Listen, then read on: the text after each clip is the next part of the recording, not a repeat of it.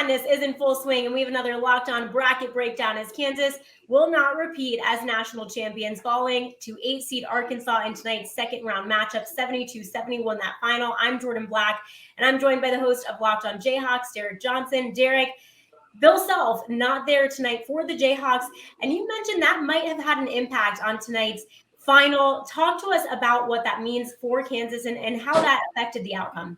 I think it's hard not to think when you have arguably the best coach in college basketball to not think it didn't have at least some sort of an impact. You look at a close game, and Bill Self kind of renowned as being the best out-of-bounds play guy and baseline out-of-bounds and after timeout types of things. But also when you look at some of the specific stuff that happened in the game, and to be clear, I thought Norm Roberts did an excellent job filling in for him over the course of a season, but you certainly do miss it in some of those moments. So at the end of the game, they have the ball, they call the timeout with like 16 seconds left, they're down by 3, and they end up drawing up a play for Jalen Wilson to drive in. He gets fouled, he makes 2 free throws. I kind of feel like that if Bill Self were coaching that, he would have ended up drawing up a play for 3, whether that's for Grady Dick or whoever else, Jalen Wilson, I don't know. When you look at Eric Musselman being a guy who has this NBA background and being a guy who you feel like is going to foul up 3, that Bill Self would know that. And you ended up seeing when they ended up being down by 3 once again. Then we saw Anthony Black try to take that charge call that ended up being like, okay, that's fine. I'm fine giving up the foul. And then Jalen has to shoot the 2 free throws, try to miss the second, but he banks it in. I think Bill Self would have just opted to say, hey, let's drop the 3 now, because then we don't have to worry about the possible foul at the end of the game and kind of leave it up to chance. Also, you saw kind of the substitution stuff where a more veteran head coach maybe would be a little bit more comfortable throwing his guy back out there. KJ Adams picks up his 4th foul a few minutes into the second half. He's out for that big stretch. When Arkansas went from being down 12 to all of a sudden they're right in the game, they're tied, whatever it was, a lot of that was with KJ off the floor. And KU's young bigs really struggled down low. Arkansas was able to get to the rim. And also, KJ just provided an offensive threat that the other centers didn't do on just his pick and roll game and ability to get to the hoop. And KU was severely missing him when he wasn't on the floor. I kind of think that Bill Self probably risks it a little bit more. He's been in more of these situations, and maybe KJ, instead of coming in at like the under 8 timeout, maybe he comes in at the under 12. And I think it's important to note that even when he came in with those 4 fouls at like the under 8 timeout, he didn't end up fouling out. So you could have ended up having him for a few more minutes of the game. You mentioned how Kansas was up at the half, and Kansas has been up at the half so many times this season and undefeated when they're up at the half. And then tonight, obviously not the case. What do you think happened in the second half? Obviously, so many things happened, but generally, what were some of the main struggle points for the Jayhawks? Yeah, it's kind of, I guess, a little bit of karma. You look at how many times they've had these crazy comebacks, including in the national title game last year, and then it comes back around and bites you in March. That's just the madness portion of it. I look at the second half, and I look at the Kansas defense. This is a top 10 defense in the country. It's been their calling card this year. But they gave up 45 points in the second half. And this is not a great Arkansas offense. They came in ranked outside the top 50 in adjusted offensive efficiency. And it's not like Arkansas just kind of weirdly got hot from 3. They were 3 of 15 from 3-point range. That's just 20%. You only had 2 more turnovers than them. So it's not like that was a huge difference there. You just weren't able to. And yeah, there was that one kind of lull in the middle of the second half where you struggled offensively. But overall, you had a pretty good offensive game outside of just missing free throws. Meanwhile, Arkansas, who's actually been a kind of a bad free throw shooting team this year, shot really well at the free throw line. So that certainly didn't help you. But that was kind of the key. Like Devo Davis could not be stopped in the second half. Ricky Council could not be stopped in some key moments down the stretch. The defense that they have hung their hat on all season long ended up not being the strength that they hoped it to over the final 15, 20 minutes of the game.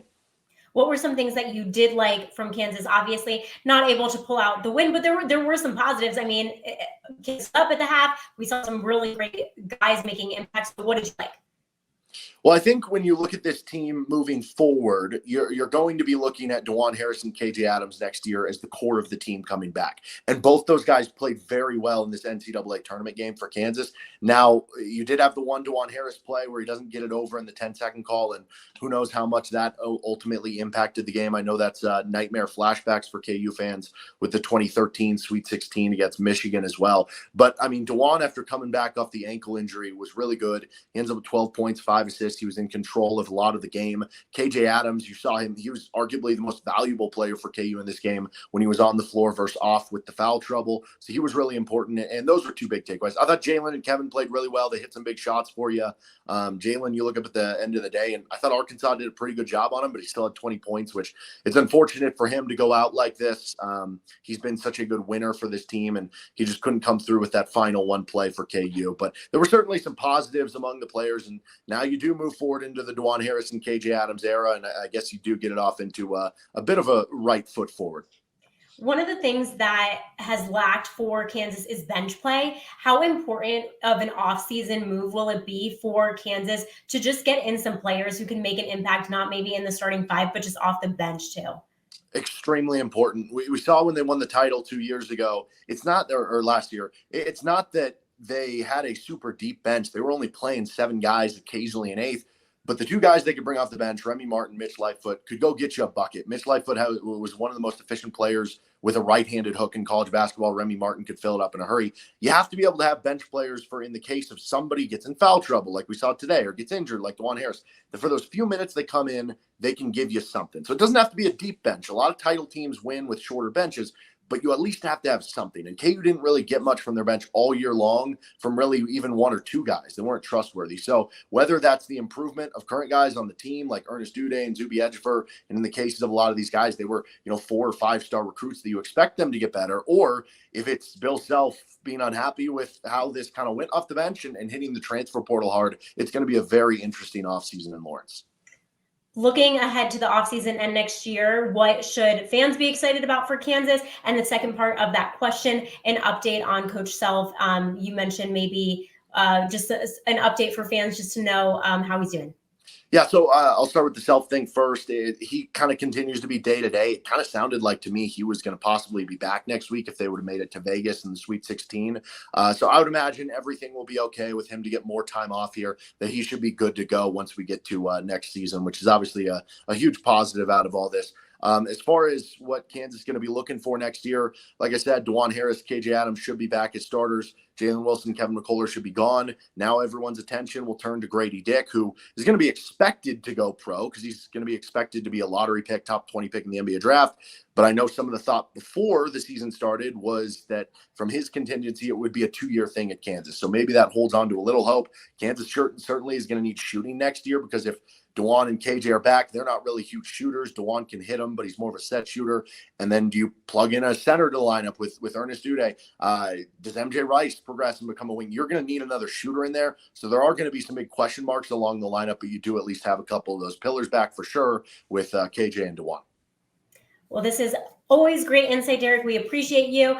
Obviously not the outcome you all hoped for, but looks like there are a lot of positives looking forward. So thank you for all of that. For more on Kansas, make sure you are subscribed to Locked On Jayhawks. And for a full view of the bracket and all of the action, make sure you are subscribed to Locked On College Basketball. That is part of the Locked On Podcast Network, your team every day. Thanks everyone for watching and listening.